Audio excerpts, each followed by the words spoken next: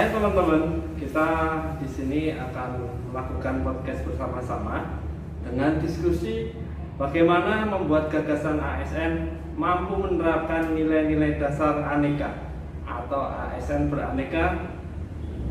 Tapi sebelumnya kita perkenalkan dahulu, nama saya Wisnu Primadiarta, nomor absen 33. Saya Rizky Oktavianto, nomor absen 31. Dan saya Latifa Utiania Marahmani, nomor absen 32. Nilai-nilai dasar aneka adalah yang pertama akuntabilitas, kemudian yang kedua nasionalisme, yang ketiga ada etika publik, dan yang keempat ada komitmen mutu, dan yang terakhir atau kelima ada anti korupsi. Oke teman-teman, kita mulai podcast hari ini. Oke, baik, terima kasih Mas Wisnu. Oke teman-teman, nilai-nilai dasar yang pertama yaitu adalah akuntabilitas. Akuntabilitas ini dapat dibuktikan dengan kita mengikuti BIMTEK atau bimbingan teknis penyusunan LAKIP.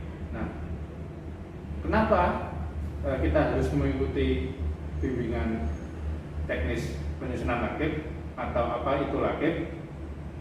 LAKIP merupakan laporan kinerja instansi pemerintah sebagai bentuk pertanggungjawaban atas perjanjian kinerja sebuah instansi yang memuat rancangan, capaian, dan realisasi kinerja dari sebuah sasaran strategis, dan untuk mencapai sasaran strategis tersebut dilakukan melalui berbagai program dan kegiatan. Nah, LAKIP itu berisi gambaran tentang capaian instansi yang mengindikasikan keberhasilan atau kegagalan terhadap capaian kinerja. Nah, LAKIP tersebut didasarkan pada Perpres nomor 29 tahun 2014 tentang sistem akuntabilitas kinerja instansi pemerintah, dan juga Permen PAN RB nomor 53 tahun 2014 tentang petunjuk teknis perjanjian kinerja, pelaporan kinerja, tata cara review atas laporan kerja instansi pemerintah. Nah, BIMTEK penyusunan LAKIP tersebut dilaksanakan di hotel maupun di gedung pertemuan atau di instansi yang menyelenggarakan BIMTEK dengan mengundang narasumber seorang praktisi ataupun dari pejabat pemerintah provinsi atau di tingkat pusat. Nah, diikuti oleh seluruh perangkat daerah yang biasanya diwakilkan oleh subbagian perencanaan, evaluasi, dan pelaporan. Bagaimana sih jalannya BIMTEK penyusunan LAKIP tersebut?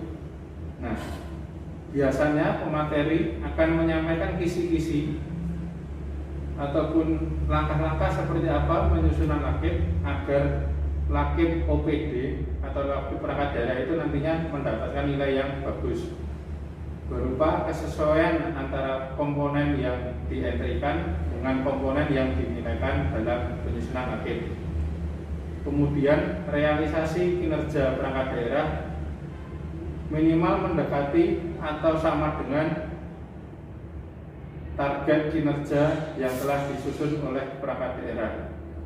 Selain itu juga masing-masing perangkat daerah diwajibkan untuk membuat standar penyusunan yang sama. Jadi masing-masing perangkat daerah tidak menyusun secara berbeda-beda. Seperti itu Mas Wisnu dan teman-teman.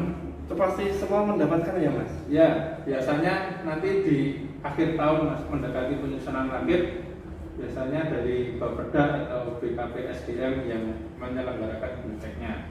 Asik ya kalau gitu ya. Ya, tapi semoga pandemi cepat berakhir jadi lebih enak kalau tatap muka. Amin. Ya, lanjut aja. Nilai dasar kedua adalah nasionalisme. Agar ASN mampu menerapkan nilai nasionalisme, pertama bisa dengan mengikuti seminar Sinau Pancasila yang biasanya diadakan oleh Badan Kesatuan Bangsa dan Politik Daerah Istimewa Yogyakarta, dan diharapkan ASN mampu lebih mengenal nilai-nilai Pancasila dan menerapkannya dalam kehidupan sehari-hari. Yang kedua, ada juga membiasakan diri untuk menggunakan hasil karya dan produk anak bangsa seperti UMKM, batik, sebagai upaya kita untuk melestarikan budaya. Ketiga, mengikuti upacara peringatan Hari Ulang Tahun Kemerdekaan Republik Indonesia yang dimana bertujuan untuk menanamkan rasa cinta tanah air dan bangga sebagai bagian dari bangsa Indonesia. Sangat luar biasa ya, upacara aja kita bisa memupuk rasa nasionalisme. Iya. Berarti upacara itu tidak harus pada saat kita sekolah ya. Benar. Sampai kita kerja pun tetap harus ikut upacara. Jadi ASN tetap berupacara. Oke. Selanjutnya untuk nilai dasar yang ketiga yaitu etika publik, itu biasanya kita diadakan atau dilaksanakan bisa berupa apel pagi di setiap OPD. Apel pagi merupakan kewajiban bagi setiap pegawai. Dan mengapa itu dilakukan? Itu biasanya mendengarkan arahan pimpinan. Apel pagi juga bermanfaat untuk melatih kedisiplinan dan tanggung jawab bagi setiap pegawai. Dan kapan itu dilakukan? Biasanya setiap hari Senin setelah bel absen selesai berbunyi. Kemudian di mana? Biasanya dilakukan di halaman masing-masing OPD. Terus siapa yang melakukan? Itu semua atau seluruh pegawai yang ada dalam OPD masing-masing. Terus tata caranya adalah yang pertama biasanya pimpinan mengatur barisan. Kemudian yang kedua berdoa. Kemudian yang ketiga tidak lupa menyanyikan lagu Indonesia Raya. Dan kemudian yang keempat dilakukan membaca kode etik pegawai. Biasanya ada yang memimpin membacakan, kemudian didirikan oleh peserta. Kemudian selanjutnya adalah acara inti, yaitu arahan dari pimpinan. Biasanya diisi dengan mengingatkan agenda-agenda yang akan dilaksanakan dan menyampaikan info-info penting yang harus dilaksanakan. Kemudian yang terakhir biasanya penutup, barisan dibubarkan oleh pimpinan. Itu biasanya tiap hari Senin Mas. Kita di halaman kemudian dipimpin oleh Bapak Kepala masing-masing OP. Jadi kalau misalnya apel ini sebelum COVID dilakukannya tiap hari ya Mas? Iya, kalau apel ini biasanya setiap hari setelah absensi bel selesai itu berbunyi, itu langsung kumpul. Karena di masa pandemi ini sekarang dilakukan hanya seminggu satu kali, biasanya di hari Senin. Jadi tetap dengan prokes ya Mas ya? Iya, dengan prokes tetap menggunakan masker, kemudian jaga jarak dan aturan barisan itu disesuaikan. Aman lah ya insya Allah. Aman insya Allah. Lanjut yang berikutnya, nilai-nilai dasar ASN menyambung dari apel pagi biasanya dilanjutkan dengan rakortas, yaitu rapat koordinasi terbatas yang biasanya diikuti oleh pejabat struktural di masing-masing perangkat daerah. Nah, tujuannya apa sih dilakukan rakortas itu? Untuk meningkatkan komitmen mutu dari perangkat daerah, sekaligus untuk mengevaluasi pelaksanaan kegiatan yang telah berjalan, serta menyusun strategi tentang pelaksanaan kegiatan yang akan datang agar sesuai dengan tata kelola, sesuai dengan rancangan kegiatan yang telah disusun, sehingga tidak melenceng dari apa yang telah direncanakan. Nah, rakortas ini dapat diselenggarakan 1 minggu sekali atau 1 bulan sekali, tergantung dari urgensi di masing-masing perangkat daerah. Nah, nanti biasanya masing-masing kepala seksi atau masing-masing kepala bidang akan menyampaikan apa saja yang telah mereka laksanakan dan apa saja kegiatan agenda yang akan datang, serta strategi ataupun inovasi kegiatan yang akan dilaksanakan berkaca dari kegiatan sebelumnya. Seperti itu Mas. Jadi sarana saling berkoordinasi lah antar para pejabat struktural selain melalui grup WA. Itu rutin ya Mas laksanakannya?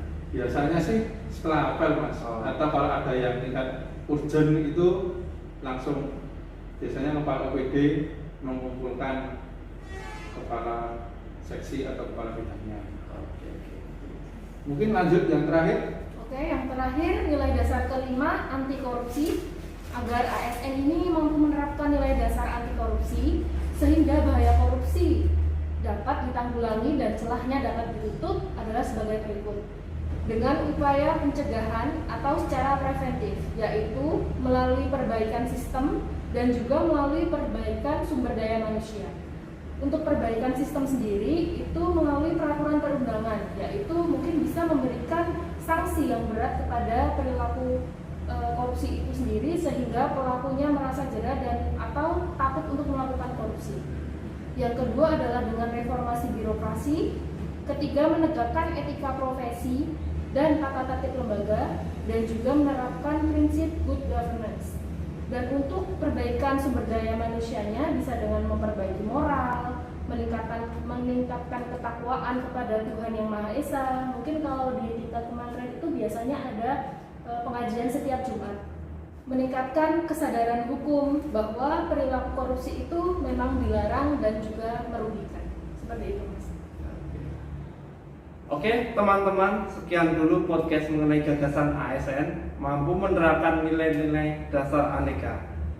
Oke teman-teman, sekian dulu podcast mengenai gagasan ASN mampu menerapkan nilai-nilai dasar aneka. Semoga bermanfaat. Terima kasih.